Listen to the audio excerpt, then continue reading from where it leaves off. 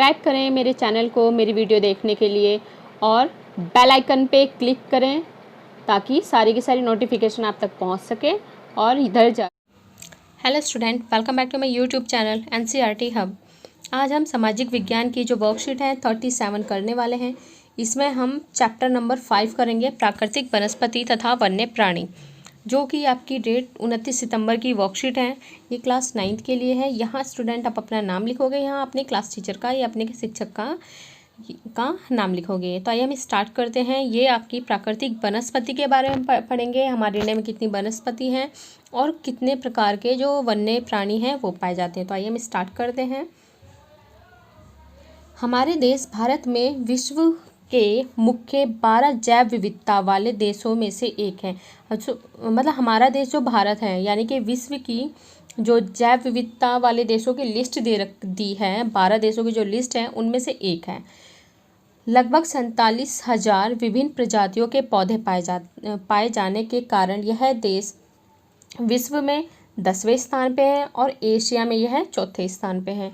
यानी कि 47,000 प्रकार की जो विभिन्न प्रजातियां पाई जाती हैं पौधे की, तो उसमें अगर हमारे इंडिया की जो एक मतलब पूरे विश्व की जो लिस्ट तैयार की जाए तो उसमें 10वें स्थान पे है। अगर एशिया में देखा जाए तो ये 4थे स्थान पे है। भारत में लगभग 15,000 प्रजातियों के फूलों के पौधे हैं, यानी कि 15,000 जो प्रजातियों के फूल होते हैं, यानी कि जो फूल हैं गुलाब के, गेंदे के, तो इनकी टोटल कितनी प्रजातियां हमारे यहाँ पे हैं तो 15,000 है। जो आपने अपने आसपास सदाबहार के, गेंदे के, गुलाब के फूल देखे हैं, लेकिन यहाँ पे कितनी है 15,000 फूलों की प्रजातियाँ हैं, जो कि विश्व में फूलों के पौधों का 6% है। यानी कि अगर देखा जाए पूरे वर्ल्ड में जितने भी फूलों की प्रजातियां स्थित हैं तो उसमें से 6% हमारे भारत में स्थित हैं। तो भारत देश में बहुत से बिना फूलों के पौधे, यानी कि बिना फूलों के पौधे कौन कौन से जिस पे फूल नहीं आते हैं, जैसे कि फर्न हो गए, शैवाल, एल्गी तथा कवक फंजाई भी पाए जाते हैं। भारत में लगभग 90,000 जातियों के जानवर, यानी कि अब हम किस पे आ गए, जानवर पे आ गए हैं। 90,000 जातियों के जानवर तथा विभिन्न प्रकार की मछलियाँ पाई जाती हैं, जो कि ताजे तथा समुद्री पानी में पाई जाती हैं। तो 90,000 जातियों के जानवर और मछलियाँ पाई जाती हैं। तो आपको इतना क्लियर होगा। ये हमने एक डेटा देखा है मोटा मोटा जो हमारे इंडिया से रिलेटेड है। जैव विविधता नंबर पे जो 12 जैव विविधता वाले देश है उसमें एक हमारा भारत देश है। जैव विविधता को हम हॉट स्पॉट भी बोलते हैं। जैव विविधता क्या वो बोला जाता है, हॉट स्पॉट बोला जाता है। जो हमारे पूरे वर्ल्ड में, अगर वर्ल्ड का मैप देखा जाए तो टोटल 12 हॉट स्पॉट हैं। तो इसमें से एक हमारा देश भारत भी है। तो इतना आपको क्लियर होगा। ये हमने पौधों की प्रजातियाँ पढ़ी हैं, ये क्लियर रखना है।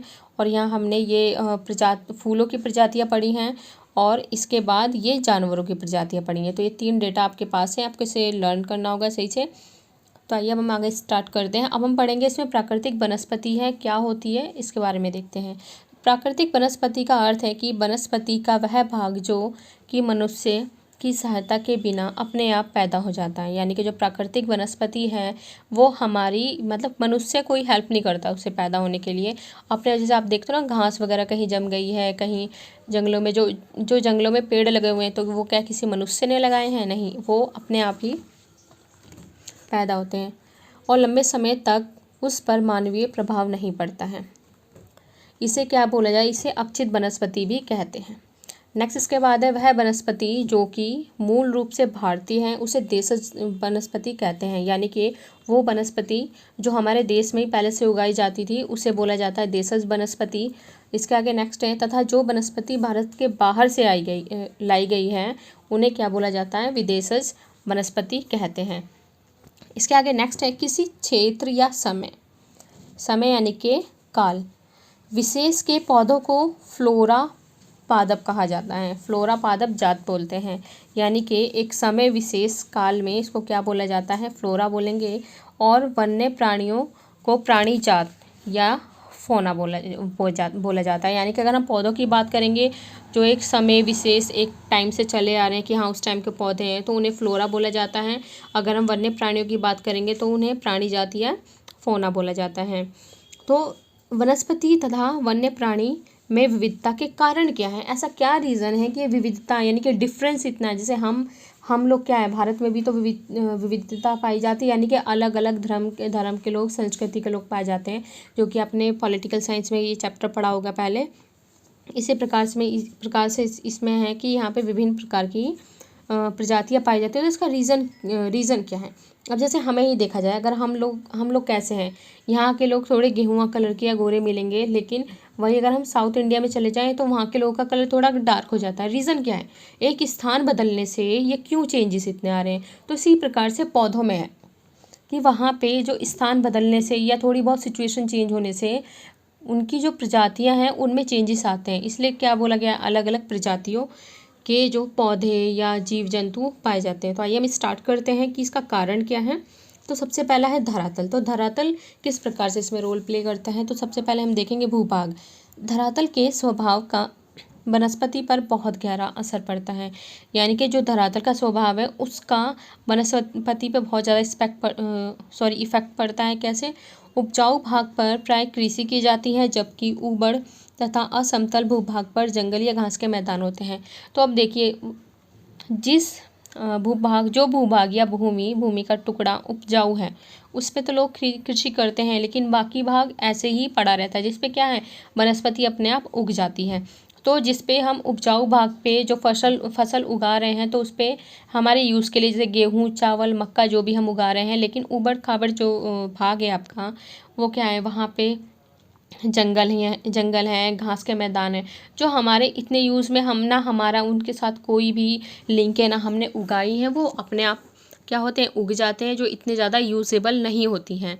तो आप देख सकते हो कि कहीं ना कहीं भूभाग का कितना फ़र्क पड़ता है उपजाऊ और अनउपजाऊ भूमि का। नेक्स्ट के बाद है मृदा। मृदा किस प्रकार से रोल प्ले करती है? मरुस्थली की बलुई मृदा में कंटीली झाड़ियाँ तथा नदियों के डेल्टा क्षेत्र में मैंग्रोव वन पाए जाते हैं। यानी कि जो नदियों हैं, नदियों के डेल्टा क्षेत्र में कौन से वन पाए जाते हैं? मैंग्रोव वन पाए जाते हैं। जैसे आपने पढ़ा भी होगा इसमें, ये वाला जो ये आपका भारत का मानचित्र है, ये गंगा ब्रह्मपुत्र का डेल्टा है। यहाँ पे क्या पाए जाते हैं? आपके ये मैंग्रोव वन पाए जाते हैं। पर्वतों की ढलानों में जहाँ मृदा की परत गहरी है, वहाँ पे कौन से वन पाए जाते हैं? शंकुधारी वन पाए जाते हैं। तो आप देख सकते हो किस तरीके से हम इसमें डिफरेंस देख रहे हैं। नेक्स्ट इसके बाद है जलवायु। जलवायु किस प्रकार से इसे इफेक्ट करती है? पहला है तापमान। वनस्पति की विविधता तथा विशेषता तापमान और वायु की नमी पर भी निर्भर करती है। यानी कि जो वनस्पति की विविधता, जो डिफरेंस है, वो तापमान और वायु की नमी पर निर्भर करता है। कैसे? तापमान का अत्यधिक कम होना या अत्यधिक बढ़ना प्राय वनस्पति के लिए प्रतिकूल होता है। यानी कि तापमान बहुत कम है, वहाँ बर्फ़ पड़ रही है, तो वहाँ पे भी वनस्पति इतनी जल्दी सर्वाइव नहीं कर पाती है। अगर टेम्परेचर बहुत ज़्यादा है तो वहाँ पे भी वनस्पति, कोई भी पेड़ सर्वाइव नहीं कर पाता है। जैसे एग्जाम्पल फॉर, आपके गमले में लगा हुआ कोई पौधा है, अगर बहुत तेज़ धूप लगती है तो क्या होता है, वो मुरझा जाएगा या तो सूख जाएगा। तो सेम कंडीशन इस पर अप्लाई होती है। नेक्स्ट इसके बाद है सूर्य का प्रकाश। किसी स्थान पर सूर्य के प्रकाश का समय वहाँ के अक्षांश, समुद्र तल से ऊंचाई व ऋतुओं पर निर्भर करता है। प्रकाश अधिक मिलने पर वृक्ष जल्दी बढ़ते हैं। यानी कि जैसे आपने पढ़ा भी होगा, जो पौधों को भोजन बनाने के लिए अब क्या सूर्य की रोशनी और जल की ज़रूरत होती है। तो अगर वहाँ पे सूर्य का प्रकाश मिल रहा है तो पौधे जल्दी बढ़ेंगे। अगर सूर्य का प्रकाश नहीं मिल पा रहा है तो पौधे की ग्रोथ इतनी नहीं हो पाती है। नेक्स्ट इसके बाद है वर्षण। अधिक वर्षा वाले क्षेत्रों में कम वर्षा वाले क्षेत्रों की अपेक्षा सघन वन पाए जाते हैं। आपने पढ़ा भी होगा इसमें, सदाबहार वन और आपके पर्णपाती वन। तो सदाबहार वन कहाँ पाए जाते थे? जहाँ सबसे ज़्यादा बारिश होती थी वहाँ पाए जाते थे। या पर्णपाती वन कहाँ पाए जाते थे? जहाँ बारिश कम होती थी। तो इसमें यही बताया गया है कि जहाँ अधिक वर्षा होती है वहाँ सघन वन पाए जाते हैं, जहाँ कम वर्षा है वहाँ पे काफ़ी विरल वन पाए जाते हैं। विरल यानी कि कम घने। तो इसमें आपके कुछ क्वेश्चंस दिए हुए हैं, टोटल 5 क्वेश्चन हैं। ये हम करेंगे कि भारत में कितने प्रकार की प्रजातियाँ पाई जाती हैं। तो वर्कशीट जिस तरीके से आती है आप खुद भी इसे सॉल्व कर सकते हो। तो कितने प्रकार की ये यहाँ पे हमने पढ़ी थी। तो सबसे पहले हम इसके क्वेश्चन के आंसर्स करते हैं। फर्स्ट क्वेश्चन है, भारत में कितने प्रकार की पादप प्रजातियाँ पाई जाती हैं? तो इसका उत्तर है, भारत में लगभग 47,000 प्रकार की पादप या प्रजातियाँ पाई जाती हैं। तो ये क्वेश्चन आपका 1 नंबर में आ सकता है। इसके बाद नेक्स्ट आपका है प्रश्न 2, वनस्पति से आप क्या समझते हैं? अपने आसपास पाए जाने वाले कुछ पौधों के नाम लिखिए। तो वनस्पति का क्या अर्थ है, ये हम देखते हैं। वनस्पति का अर्थ है पादप अथवा पेड़ पौधे। उसमें घास, पेड़, कटीली झाड़ियाँ शामिल होती हैं। यानी कि वनस्पति का अर्थ क्या है आपका, पादप या पेड़ पौधे। इसमें क्या शामिल है, आपकी घास शामिल है, पेड़ शामिल हैं, कटीली झाड़ियाँ शामिल होती हैं। और हमारे आसपास पीपल, बरगद, सॉरी ये नीम है, नीम, सफ़ेदा, बबूल, बेर आएगा यहाँ पे, अर्जुन, शीशम, अशोक, तुलसी आदि के पौधे पाए जाते हैं। आपका क्वेश्चन नंबर ये सेकंड था। नेक्स्ट के बाद है क्वेश्चन नंबर थर्ड। अक्षित वनस्पति किसे कहते हैं? यह आप द्वारा गमलों में उगाए गए पौधों से किस प्रकार भिन्न होती है? तो आइए हम इसे देखते हैं कि वह वनस्पति जो बिना किसी मानवीय सहायता के अपने आप को गति या बढ़ती है उसे अक्षित या प्राकृतिक वनस्पति कहते हैं। यानी कि क्या है, वो पौधे, यानी कि जो हमने अभी पढ़ा है प्राकृतिक वनस्पति, ये क्या होते हैं, पौधे अपने आप उगते हैं बिना किसी मानवीय सहायता के। लेकिन जो हम जैसे आगे देखते हैं, यह गमलों में लगाए गए पौधे से अलग है क्योंकि गमलों में लगाए गए पौधे हमारी सहायता से उगते हैं। ये मिस्टेक है, यहाँ पे आएगा उगते या बढ़ते हैं। तो आपको 2 वर्ड लिखने हैं, सहायता से उगते या बढ़ते हैं। तो हम गमलों में जो पौधे लगाते हैं उसको हमें डेली पानी डालना होता है, उसमें खाद देनी होती है, देखना होता है। लेकिन ये जो वनस्पति है अक्षित वनस्पति यानी कि प्राकृतिक वनस्पति, सिंपल टर्म में आपको ये याद रखना, अगर आपके एग्जाम में क्वेश्चन आता है अक्षित वनस्पति यानी कि प्राकृतिक वनस्पति। तो प्राकृतिक वनस्पति कैसे उगती है? अपने आप उगती है, बिना किसी मानवीय सहायता के ये उगती है।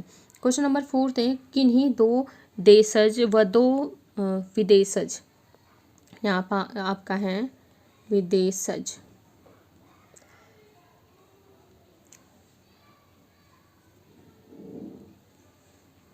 यहाँ आपका आएगा वनस्पति।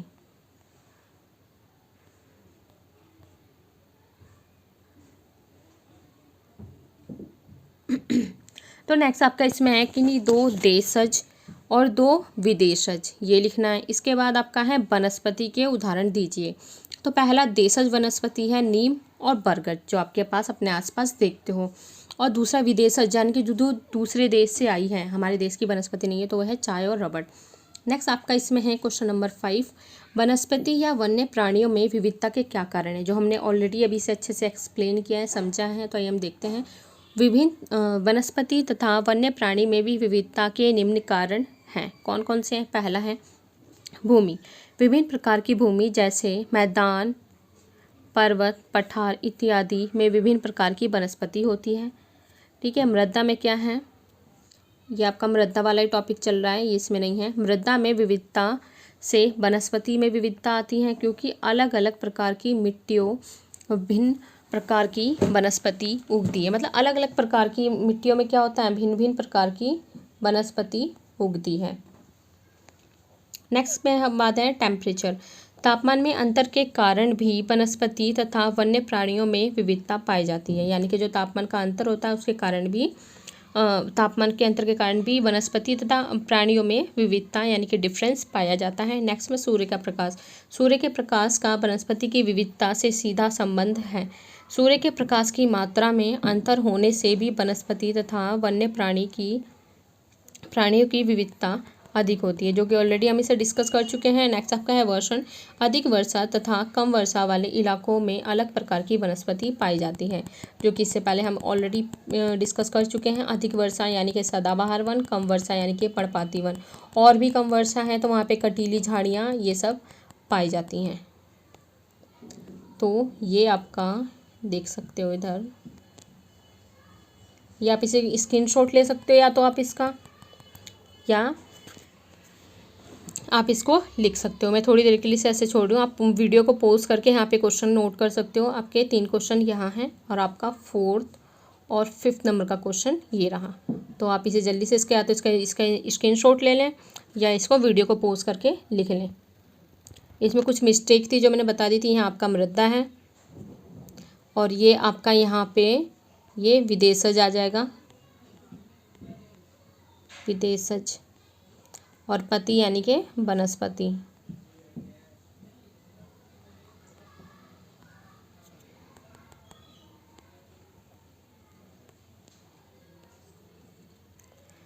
तो बच्चों इस वर्कशीट में इतना ही है।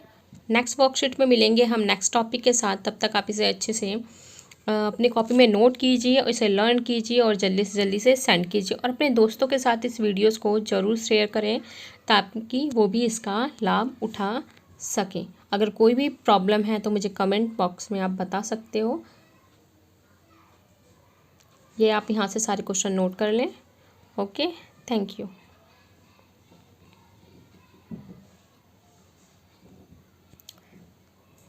जाते जाते मेरे चैनल को ज़रूर सब्सक्राइब करें और लाइक के लिए एक हैंड बनाए उस पर ज़रूर प्रेस करके एक लाइक ज़रूर दें और इस वीडियो को शेयर करें।